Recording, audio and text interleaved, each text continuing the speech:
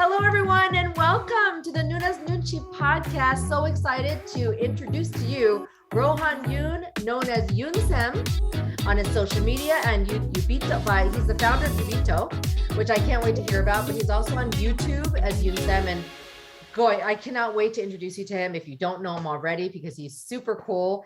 Teaches Korean, which everybody wants to learn. Okay, maybe not everybody, but just a lot of folks, especially if you're a K-pop and K-drama fan, K-culture and Korean food. We'll talk about that. So Yoon Ssam, sorry. Thank you so much for joining us.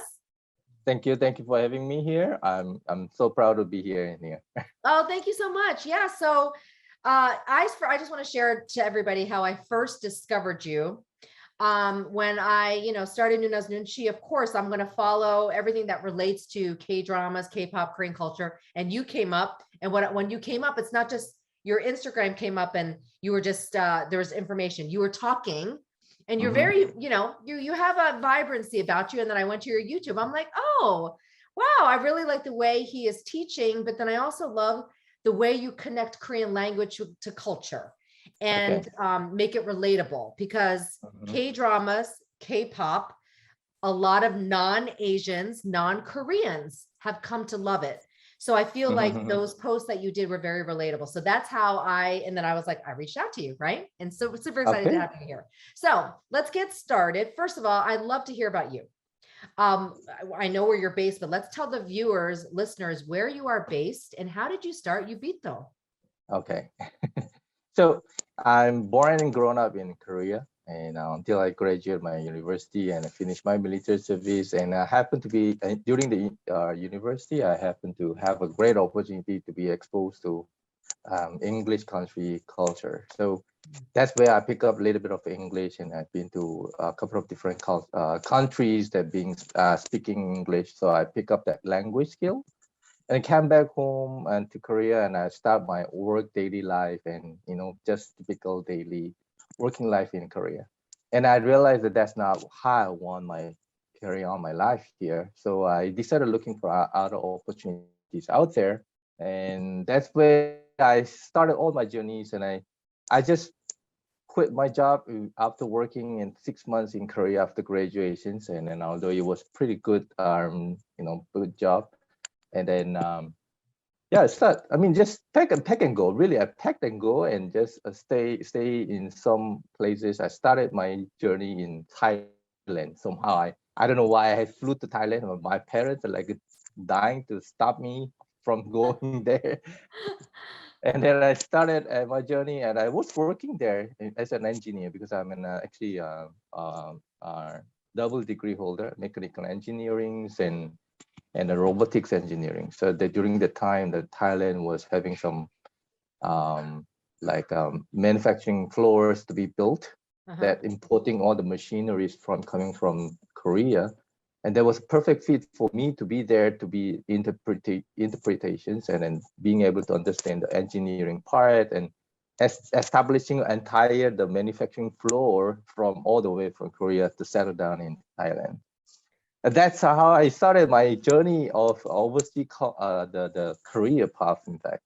But that's like a little bit of me being engineering part. And then slowly there is a time that the big first K wave happened, the Inter Sonata and all these things, and big dramas came in. Yeah. And all my colleagues, like Thailand and some of other countries, the friends here in Thailand was asking me, can you please teach Korean language? Maybe it's okay. You don't have to be a perfect, but you just teach me somehow whatever you know. And then I started to teach a bit here and there. And because of me being a programmer, because of engineering and understanding how a machine works and stuff, and I started like dissecting the language in a way, and teaching them in a very systematic way of learning. Yes. And how how human interpret, communicate with the machines and computer, like a programming basis, a syntax base, and stuff like this. Wow. And some of that worked for my colleagues, and they say that, wow, this is somewhat new way. I never seen such method before. And then slowly I realized, okay, it really went boom, and all my colleagues said, like, even any of CEO coming down to the company, it was not as big as my crowd is learning Korean from me. Wow. And this is still in And Thailand now, right? You're still in Thailand at this point. yeah, Thailand. Yeah. Mhm. And then I Mhm. start to move. I mean, after the work done, as in building the manufacturing floor, and then all the assembly has been completed, and then they put me in another position, which I didn't have any interest in on, and then I'm more like the sales part, and then which actually sort of like sending me a signal that you're no longer required in this position anymore because it's all done. So I started looking for another job in overseas, and yeah, that's how I started, and that's where I started landing on a couple of different countries in Singapore and Malaysia. And Malaysia was quite promising, and they got me a lot of projects, and because they want to set up some um, during the time I was like was pioneer, one of the frontier member who set it up the call center in Malaysia who supports a Korean customer. Oh, wow. Okay. Because used to be a Korean call center was located in Korea, and they Right. want to because of the cost effectiveness, and they move out from the Korea and move everything in the global center in Malaysia. Well, that's So amazing. Okay.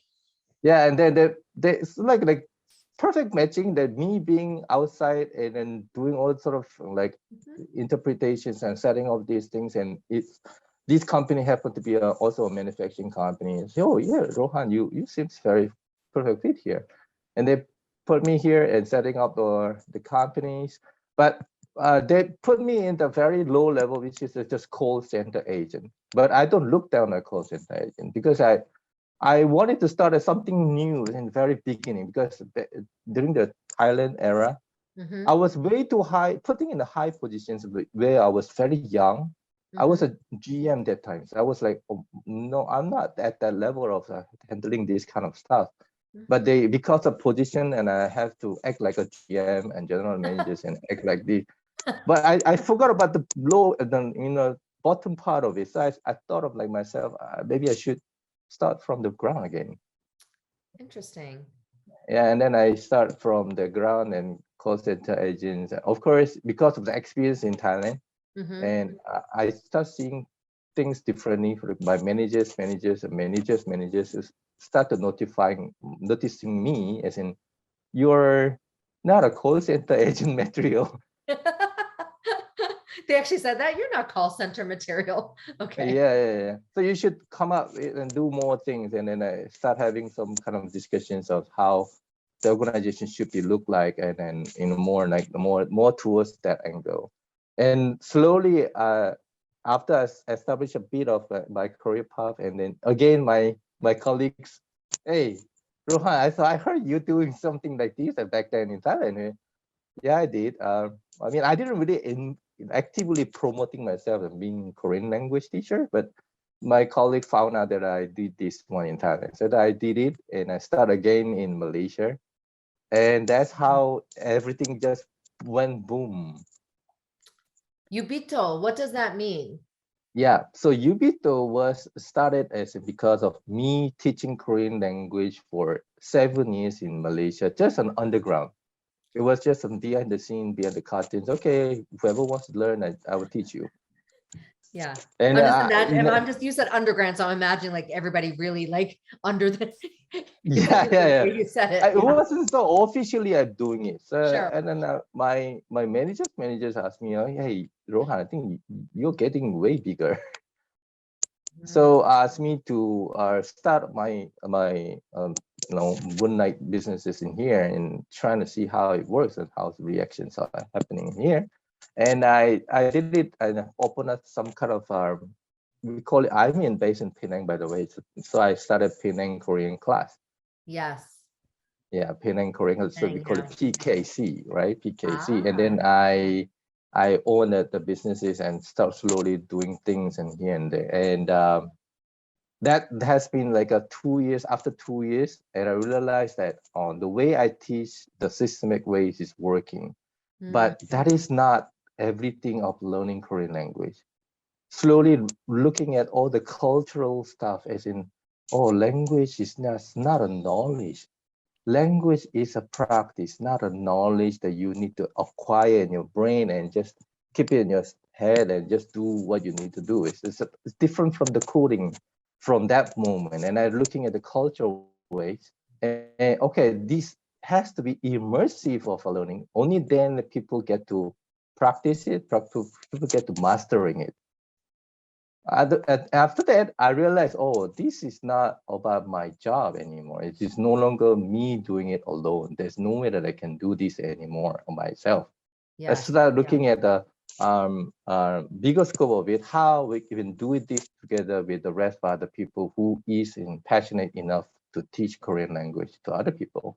So that's where the Ubito was born. Okay, it's no longer PKC. PKC is just me being there in teaching Korean. But now I'm looking at the bigger scope of how other people can get involved in doing what I'm doing and teaching, as in like teaching Korean is not knowledge, teaching Korean as a practice and bring that things in their lifestyle. So that's how Ubito was set up, and had started having a lot of different the teachers around the world and having on board and teaching what I'm doing exactly the same thing. But of course, not to say exactly the same thing, because I do respect how other people teach. But then I do create some platform where they can jump on it and then start doing what they need to do. And then we collaborate each other. How you teach, how you guys teach, and what is the effective way of learning. And then we do collaborations with each other among the teachers, and then we share the methods and stuff like this. So that's where Ubito was born, and it was like great and exciting journey from, I think 2 years ago. It was like, I knew that it's not gonna be, it's gonna be a rocky journey because no one does it before, and then I'm not to be precisely, I'm not an Korean education like the degree holder. I never learned anything like this. But you're an engineer, so you know how to, I guess, design, right? Yeah, And build, that's right. architect. Yeah. Yes. And Wow. slowly I built the model piece by piece, and put them all together. Now I become sort of like a social platform for education for Korean language for now. Okay, so it's that. First of all, I love the introduction and hearing about your journey, and I love that I didn't even know you came from an engineering background, but it makes sense to me though. It does make sense, right? So, and then you're saying it's not knowledge, acquiring knowledge, it's a practice, Yeah. right? So like kind of you have to immerse yourself in it. Now, Yes, your that's teachers, right. how many teachers do you have on your platform? At this moment, we have beside me around eight people came on board and do what they need to do daily, Wow. day in, day out. But Yeah. of course, looking for more other teachers abroad, and because we were, I mean, sort of like, I mean, it's a good side of my businesses, and then we've been highlighted by Penang government and the Malaysian government, and they see some potential of bring this business model forward to other language and other education systems. So they see and ask me some little bit of adjustments in here, and to adapt to the other things, other materials and other subjects. So we've been working on that part of it, and see how other languages coming on board together to teach. Because Malaysia is pretty good, interesting countries. We have multi languages, right? So not only Korean, there are a lot of people wish to learn their own dialects and stuff, like Chinese, Mandarins, and Malay. They want to do their things, but it's just no platform where they can gather together to teach and learn at the same time. Right. That's amazing. So you're saying your platform, Ubito, could actually be expanded to other languages and become kind of like that, I don't know, the template to do all of that. That is so cool. That's right. That's right. Wow. And so I agree. I mean, I really like that because I think learning a language, right? You learn it in school. In the US, you're required before graduating from high school to learn languages, right? But it's just like you said, acquiring knowledge. You're just trying to graduate and learn it. Yeah. Yes, that's right. And so I'll give you an example of how I know your method of immersing yourself and practicing it well, or making it a practice. Well, I went all the way in Spanish. Like, I think I was so advanced in Spanish, but I I can still probably, of course, understand. But I used to read these really difficult novels. But if you don't practice, it's gone. Yeah, that's So right. I Yeah. remember thinking, oh, I understand what they're saying. Oh my gosh, all my years of study, not a waste, but almost a waste. Because That's right. I really right now don't have a use for Spanish, really. Yeah, Unless I want yeah, to, so that's kind of sad. And then I am Korean and I don't practice it. But when I do, it comes. It comes Yeah, back, it right? comes It comes back. natural and Yeah. you get excited and Yeah, but again, I'm not immersed in it always. I have to go to Korea to yeah. be immersed, True, really, true. and be Very forced. true. So I Very would true. love to hear, because I think you told a lot about your platform, but then when you said what you're doing is working to teach the language, can you break it down more? Because it Okay. sounds like your engineering brain did something. And I want to know, because you know why? I want the listeners, so many people, let's talk about how it got so popular, Korean language. I know everybody wants, not everybody, a lot of people want to learn Korean. So how would they come to you, your platform, and what Okay. would make them learn it? So how we did it and divide into a few different sectors, as we put it as learn, practice, experience. We call it LPE internally. L is learn, practice is a practice. Learn is basically acquire knowledge. You definitely need to somehow need to find a way that you'll acquire knowledge. Yes. And the practice is where you need to, really test it out, what you have learned in the classroom, in the real life. And the experience is where you can immerse your learning into a cultural way. So how I started was like I teach long time ago, back then, when it's the initial stage, I teach them and I be there to having a conversation with them. I invite all my Korean friends be in the same platform, the same time. Okay, grab whoever they're available and go and talk to my friends. Oh, okay. And then that is how they started and discussions. And then third is an experience where before COVID, and then I brought all my students all the way to Korea and stay there. One of my friends farm, and stay in the farm and do what they need to do. They follow their daily routines and their farmers routines and go and harvest things, and even making kimchi together with the local people and gathering all these things. Yeah, that's sort of like yeah, there's end-to-end processes. And then after that, coming back, after experience all these things in Korea, coming back here, because of that excitement brings all the motivation back to you. They come back to Malaysia and start again. Oh, yeah, back in Korea, there's this kind of discussions that happen, and how I can apply this one in a real life, in the classroom. What is the best way to acquire this? And they can start to imagining, oh, I learned this, I can utilize that in the conversation with this uncle or auntie in Korea. And they can relate it somehow back to back. What is learning, what is being taught in class is being in real life situations. They can in and out, and they have a lot of practice in between. So that's how we divide into two, and there's a little bit of deeper level of learn part. Actually, we do separate it and a lot of practices. We call it LEVS or GRW, which we call it Labs Grow.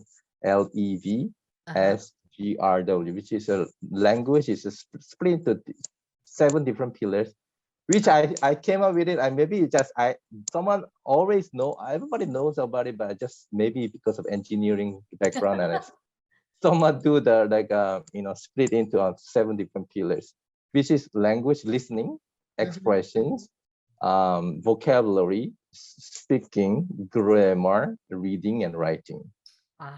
Love it. Oh, wow. So we split into 7 different angles to attack the language, which especially for Korean language. And I share this concept with many other language teachers. They do agree that, yeah, this somehow it works. This system works for many other languages as well. So anyway, that's the left scroll things that we break into. My class is basically split into a few different pillars. Okay, today we will we will practice and we will be learning about L and V, or next day we will do the E and grammar, something like this.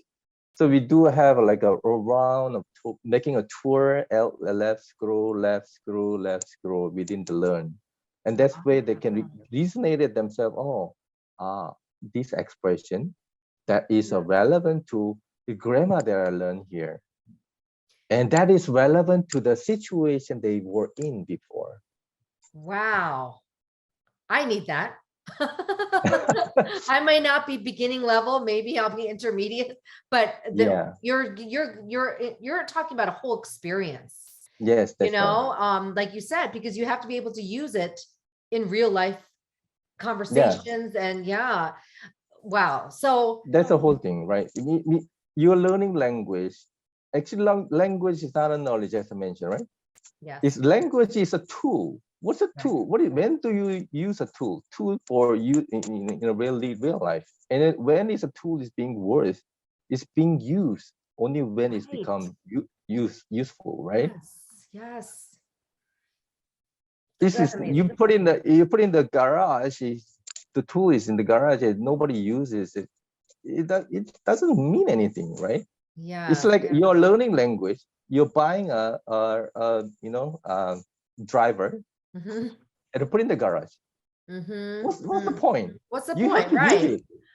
I gotcha. Wow. I mean, that's amazing. So I have to ask, okay, so then obviously you're based in Malaysia and but I'm sure you've seen the growth and interest in Korean language. Can you tell me a little bit about what you're noticing in your industry as I would say Korean language, I don't know what you call yourself, educator, right? Educator, even though an educator and engineer. What's it been look like the past several years since the boom of BTS, K-dramas, Squid Game?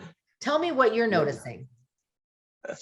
BTS is actually a third wave, a fourth wave. But yeah, that wave actually started all the way maybe back in 10 years ago. And I was involved in maybe after 2 or 3 years, and the big wave had already started. Yeah, the first wave was what was the first wave with the K-pop? After K-pop, yeah, I'm thinking after Sataji. You're talking not Sataji was the first K-pop was, I think, the BoA. I mean BOA. Oh yeah. Okay, right. BoA, Wonder Girls. Yeah, Wonder Girls. Okay. Yeah, that's a time, but it was like more likely and accepted as that's a unique breed came into in the world. Yes. Okay, it's pretty interesting, but that was not big enough to be called wave. Right. As in, okay, there's something new coming in, okay, and that's where it started developing some interest for those early adopters. What's something new? Okay, I want to get to know more about it. And that's where people who are interested in the K-dramas and K-pop was relatively smaller group and a very smaller but yet very intensive, like super idolized people. Was they're so crazy about this, but then slowly they become the ambassadors to spreading the news to other people. I gotcha. Yes, of course, the ambassadors. Yeah. Yeah, and then during the time was the time the in terms of the ages, in terms of the group of people interested, is more likely an adult level, like maybe 25 above and 30 above, who has a little bit of buying power to consume the Korean content, because it was not widely spread to other worldwide. It's not easy to getting all these contents from wherever you are. So you need to buy it somewhere, you need to get it somewhere.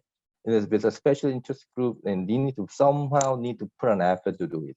So those people who has a free time to do it only can do it. But now it has become third wave and fourth wave. It will become widely spread.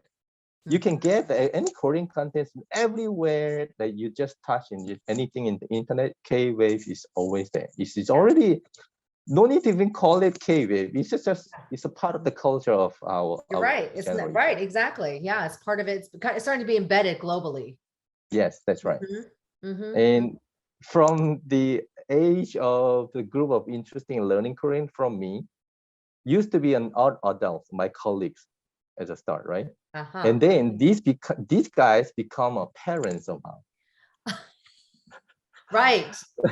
These So kind of parents become parents and they Mhm. have a child and kids around, and then they sort of like having a fantasize as an idolize already as in okay content is very safe to be consumed by my kids. It's not a toxic, not much of violence either. Yeah. So it's safe for them to be consumed, Yes. for them to consume. So that they slowly exposing them. Even though at very young stage they don't really teach, but then the parents are watching K dramas and K-pop anyway at home. So kids get to know everything about K-pop and K dramas every day, day in out, right? Hmm. And then slowly they become like a 5, 6, 8 years old and become in the more like kind of going to school age. That's where parents are getting involved with. Oh, is it good time for me, my kids, to be able to like pick up some new languages, which is it's a hot demand out there. Yeah, why not you learn Korean language, Yeah. right? So English is used to be number one and still number one. I will have to say English Hmm. and Chinese. There's two Hmm. major languages out there, but now become third language is a Korean language. Korean.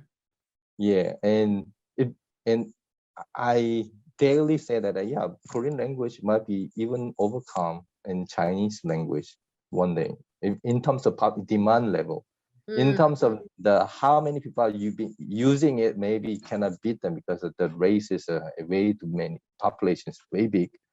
But Hmm. that in terms of demand, I think Korean language is bigger. So the age has been gone down from the top, from the adult, I mean, from adult level and 30 years, so now become a very young kids. And I have so many inquiry coming in almost every day and out. And can you teach my kids? Is it my That is so kids funny. acceptable? Can they learn now or what? And the kids Yeah, are like what? Elementary school, middle school? yeah, elementary school, middle Well, that's a school. good time to learn, right? They're young and they can Yeah, absorb the yeah. language. Yeah. Exactly. Right. And that's where I coming in.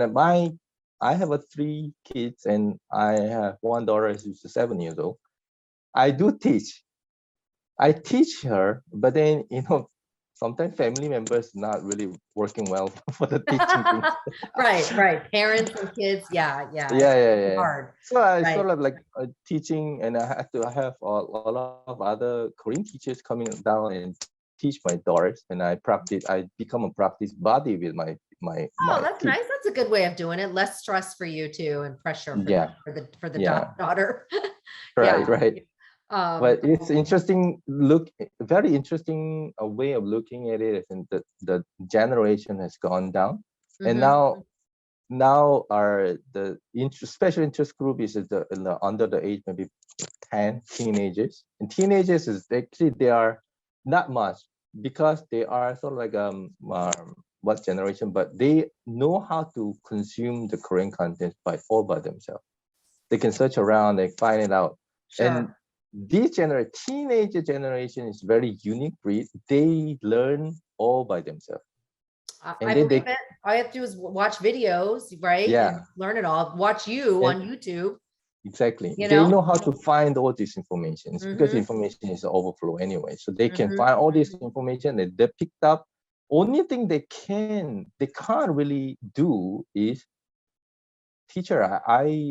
I think I know how to speak, but I'm not sure I'm good at it. Right. They're not practicing, you mean, or in a Uh, real life situation. yeah. So they Yeah. can't. Nobody tells them, "Oh, you're good. How good? All right. There's What no is wrong?" feedback. There's no feedback systems where they can bounce back how I speak. Hey, you should say it like this. This is better way or more elegant way of speaking. There's no bounce back of the feedback systems where they came to me, teacher. I know how to speak, but I just don't know how to improve from where I am. I don't think I'm not the native, but I know how to speak, but I can understand all the Korean content, but just that I have nobody to talk with. Yeah. Yeah. That's very interesting to me, right? So you can learn it all and understand it, but don't know quite right how to grasp it in real life, even though you can speak it. That's fascinating. I didn't even think of that. So that said, okay, so then we've talked about the waves of K-pop and K-dramas. Now, how do you think, do you know the demographic of people using your product? Meaning, uh, I'm assuming still mostly Korean. Yeah. Like, For now, okay, it's all mostly mostly Korean. Korean. Yeah. That's interesting. But then what's the next level? Like Chinese learning Korean, you're using your product, you know what I mean? And then you know what I mean, like, or non-Koreans. I'm kind of curious the people reaching out to you. Okay. Yeah. As of to today, we've been, I mean, me and my team members been discussing with this one for so many rounds, so many years. But then we concluded that okay, we are open to other language to come on board. But we are born and we grew our business from the Korean language, and we cannot drop it. So we will still focus on the Korean language both of the time. We Okay. want to be from the business perspective, we want to be a dominant in a way. Okay, anything they want to learn Korean, this is the way you want to hang out with. You don't have to sign up, you don't have to buy a product, but this is where you want to hang out. Because that's why we create this as a social platform. Social Oh, platform is social where, platform. Yes. yeah, it's where you can do what you do day in day out. Because no, it's like this is a concept where this is somewhat we want to how we pitch other people. I mean, investors out there. A lot of students are learning language or maybe any other subjects, and teachers ask them to do what they learn and go and do the homeworks and every day, right? And but the students don't want to do, regardless what years age you are, the kids, I mean, students don't want to do the homework. Right. I remember. Right? Yeah. However, but the Facebook, Instagram, all these social platforms, no one asks you to do it. That's true. Good No point. one asks you to do all these things, but you still voluntarily just go out there and share what you have done and what you have learned, what you have eaten, whatever. This is where they voluntarily just they share what they have done, and that's what I do see as an education should be. Immerse. I mean, you do what you do, and that's part of the learning all the time. It shouldn't be like in a way that teacher teaches you and you gotta do the homework all the time. And if it's the name of the homework assignment come to you already, like I don't want to do it. I just put all the the lowest priority all the time, right? Yeah. You would do the Facebook. You do the Facebook Instagram first before doing homework. Of course. Yeah. Homework is the last thing on each of, but I'm hearing immersing yourself. You keep saying it's an experience, right? So I'm going to pivot now because what I do. I make K-drama watching an experience, meaning I connect it just like you're an engineer by the trade. I am in mental health and I specialize working with people for their mental health. And what I use is K-dramas to help people understand, families, conflict, communication, a lot of difficulties. K-dramas do a great job of showing that.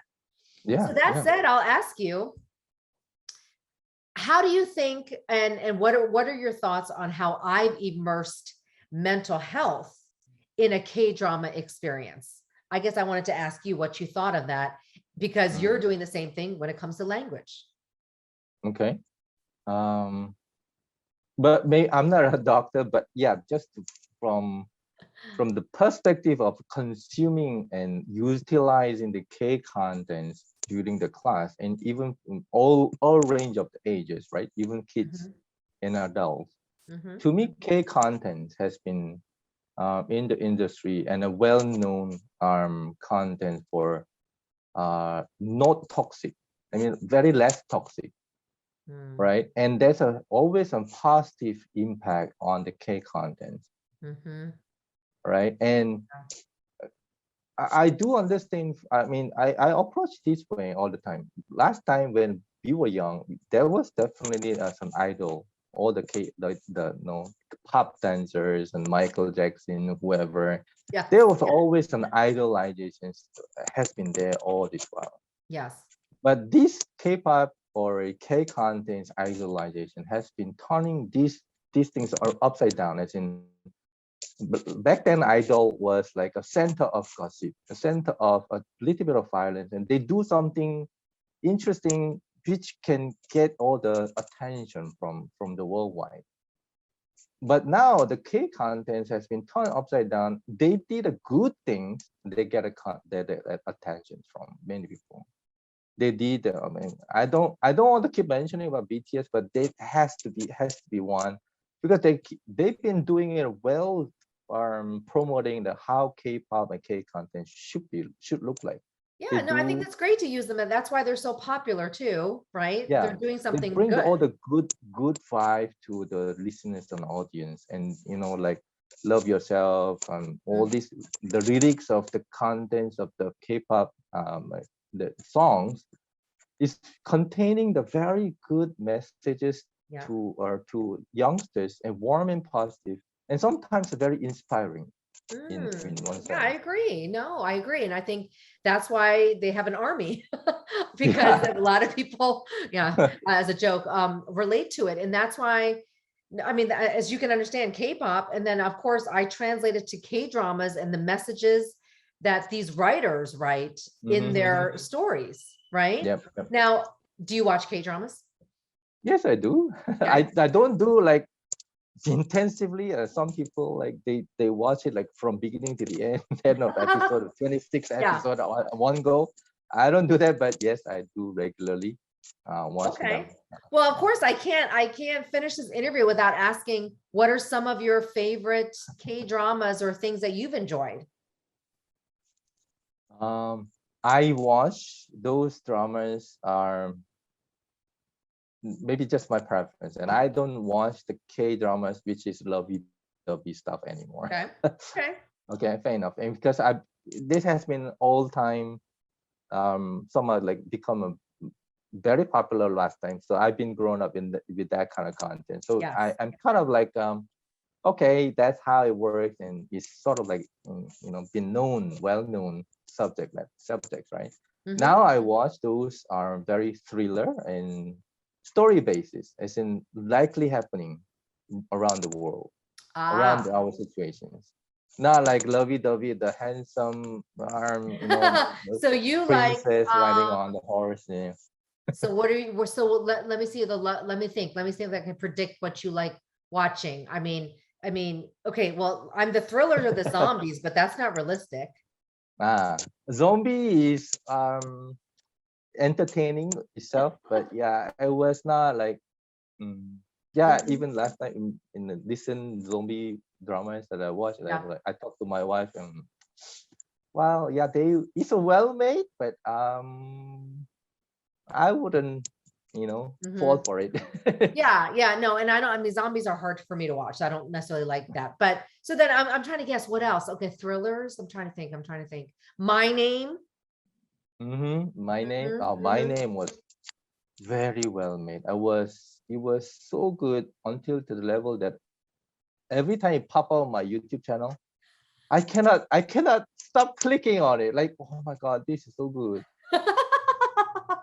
I'm cracking up. You love My Name so much. See, okay, let me see Yeah. if I can. Okay, you like thrillers. So, Squid Game. Squid Game, yes, I watched it, and but it was 50-50. And then, yeah, 50-50? and yeah, intro point was like, okay, it Mhm. could possibly happen. But afterwards, like where Oh, the I see. Yeah. So things the story. happening, Oh, right? so Yeah, you really go for the realistic, like DP. yeah, very realistic. DP, yes, that's one of the very good things, and yeah, they make it into so realistic. Yeah. I was in army, so I mean military service. Yeah. So yeah, I could understand how these things work, Yeah. and And you now can how they understand do it. why when I look at My Name and DP, I like to break it down because of the psyche, Mhm. you know? Yep. Okay, so then, but do you have a favorite? Do you have one that you really like? I mean, it looked like My Name you really liked, but another one? My name, and this might be a little bit old one, but very often use during my class, which is my Mister. I love My Mister. Yeah, That is my favorite. Top two. yeah, My yeah, Mister and Reply 1988 are my top. yeah. It's sort of like when I use these contents my class, they might think that these so old, blah blah blah. But Not old, it's in 2018 drama. content wise, Oh, content wise, maybe. but it is filled. Oh my goodness, Yoon Ssam, I love it. You use it in your language classes? Yes, I do. I do. Okay, tell me how. Because I mean, my Mr. the YouTube channel, the contents that has been somehow they I don't know how they why they did that way, but they cut it in a very short clip. And that the clip wise actually uh the scene based, and that the if you remember the my Mr. the how they actually the shoot the video, it was they are very much like a conversational one to one, Yes. one person to talk to the other person, and Yeah. it's there's not much of background music all the time. It was like Right. very quiet place, Yes. and they're very focusing on what they are saying. Yes. And then the content they're saying is so beautiful and so realistic. It is. So realistic. And I learned from the dramas as in, wow, yeah, we adults also have that kind of tendency of looking down on the youngsters who has grown up such a background, and they have a very not so fortunate lifestyle, all this, but he's looking at them the other angle, which I learned that I also have that kind of tendency. And I learned that, yeah, I did that way. I'm sorry. I shouldn't done that before. Oh wow, I'm And loving this. I mean, you're kind of feeding already my interview. I don't need to ask you about what you learned from a K-drama, but it sounds like my Mr. You really learned a lot, I guess, personally about yourself and your yes, perspective of things. the content is very good. As in, like, Very good. I myself as a Korean learn from it. As in, yeah, so good. I mean, like, it's very realistic and touching. The stories, the talking, the dialects is like perfect. As in, like, wow. Would I be able to say this one when I into this kind of situation? I question myself. Can I be like him or her in this Yeah. situation? And that actually somewhat relevant to your way of teaching or maybe utilizing the Korean contents That's correct. to the patients maybe. Yeah, just like you, just kind of reflecting on, why you're experiencing something and how you could respond by looking at a K-drama, like the Ajashi responding to, Jian, right? How she, and the kindness he showed or things like that. So, so I need you to say something in Korean for the audience about how, and you can say this in Korean, how did my Mr. make you feel? And we want to hear the Korean language, right? So why don't you share a little bit in Korean, how it made you feel and what you enjoyed about it in Korean. 네. 나의 아저씨는 저의 최애 작품입니다. 최애 작품인데 이게 왜 좋으냐면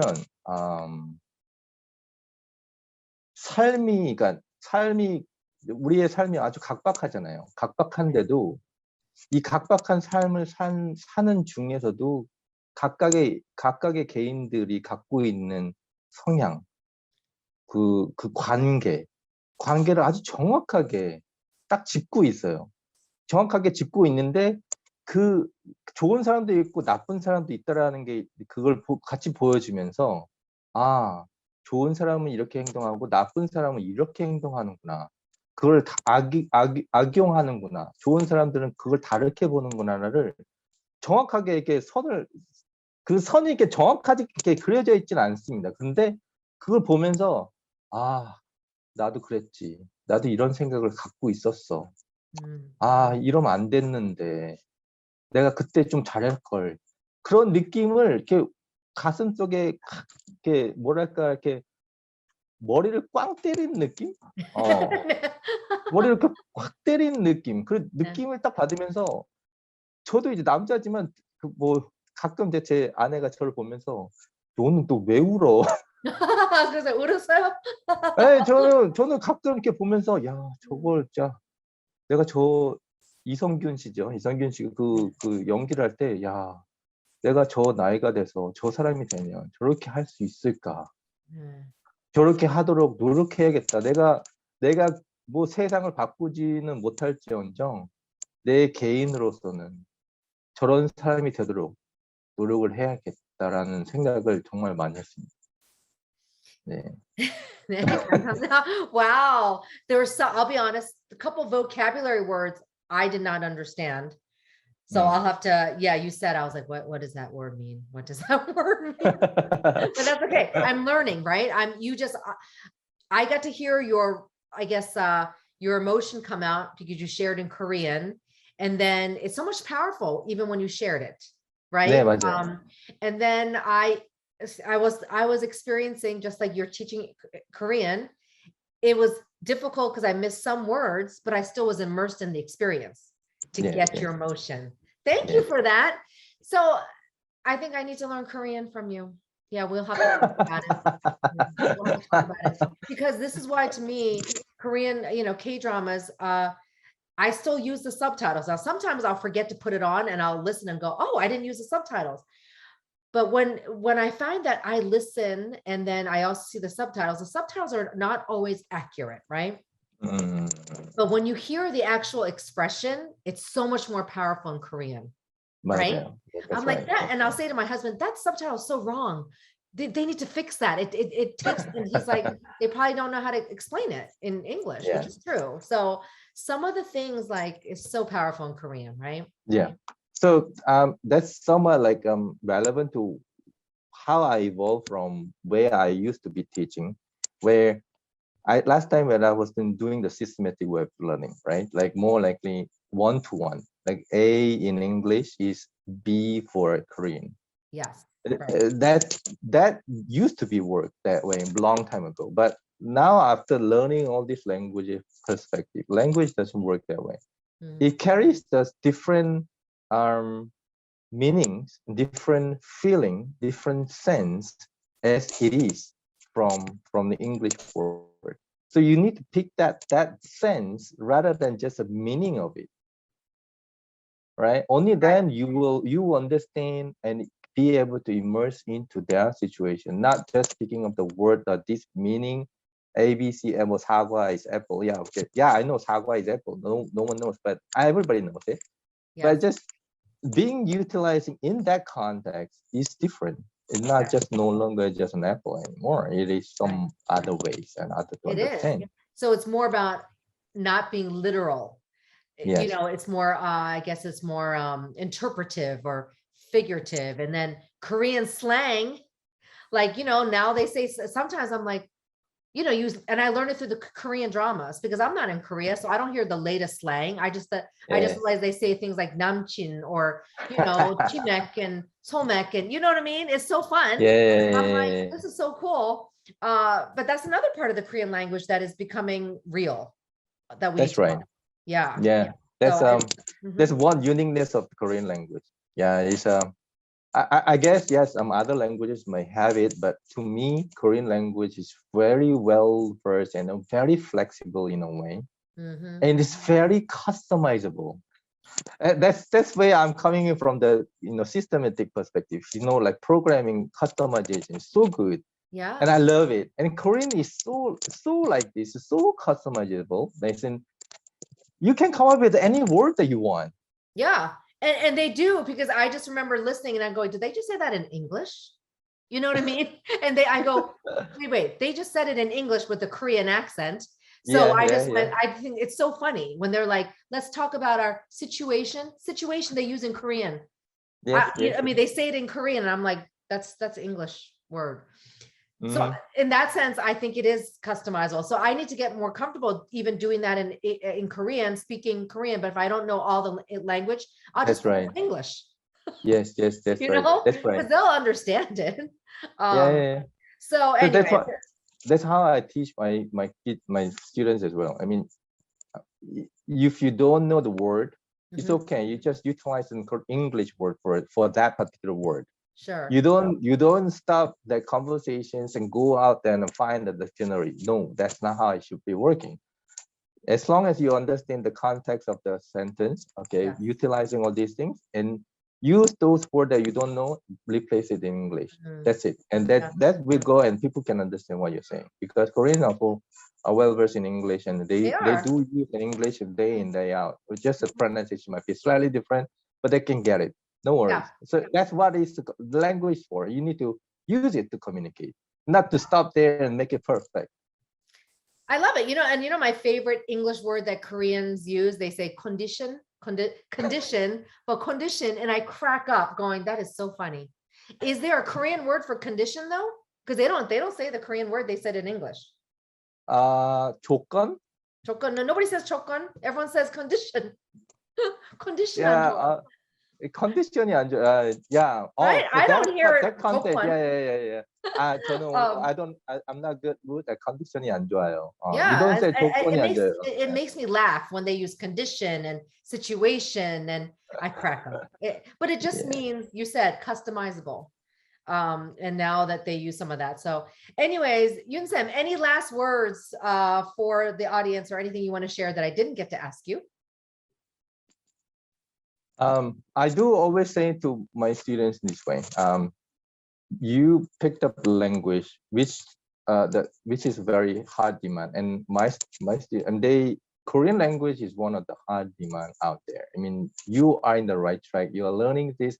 You have interest in learning Korean. That's so be it.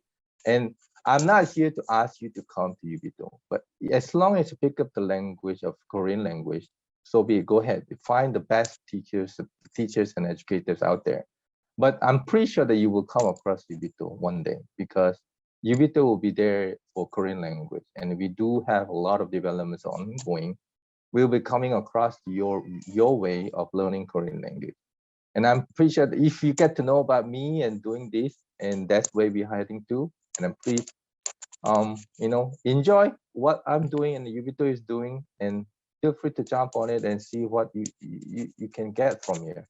And doesn't have to be, I mean, it has to be continuous. It has to be, so-called we call jumbo. You gotta get going. The language has to be always practice daily. Continual. Yeah. That's awesome. And folks, you can find him on Instagram, YouTube as Yoon Ssam. Ssam for teacher, I'm assuming. We all know the slang right. Ssam. That's the other thing. I remember going, what are they saying? Ssam? What? Oh, 선생님. It's weird, yes. Right? It's so funny. Yeah. That's why I say it's customizable. It is customizable. Thank you so much. I loved having you on, and I cannot just wait to keep in touch with you and just watch you grow and everything. So I appreciate it. Thank you for joining me. Thank you so much. Okay. Bye-bye. Bye.